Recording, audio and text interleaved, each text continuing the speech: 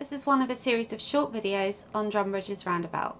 This one covers the right turn from Liverton to Newton Abbot, which is your third exit.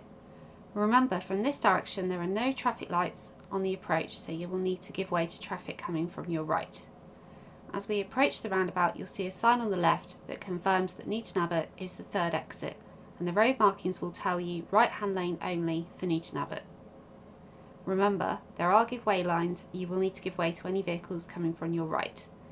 When it's safe to move off, we move into the right hand lane on the roundabout.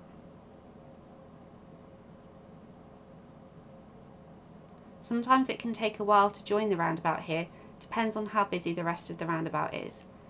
Remember, the rest of the roundabout is traffic light controlled, so if you get caught up with the change of the lights, you may get several vehicles coming through at once. So the road markings confirm it's still the right hand lane for Newton Abbot. We're just about to approach the second exit for Exeter. The lane to your left will be taking that exit, which means after that exit we will be in the left hand lane.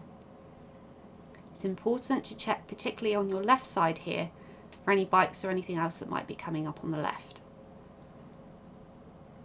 We could have stayed in the right hand lane for Newton Abbot, but that would be an overtaking lane, and there isn't anything in front of us to overtake. You can see a yellow box ahead of you. It's important that we make sure that we can get safely across that yellow box. We're not allowed to stop on it. Lights are about to change, so check your mirrors and keep in the left hand lane as we exit.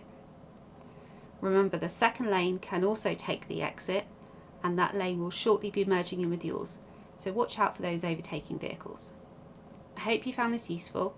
Thanks for watching. Why not check out some of my other videos?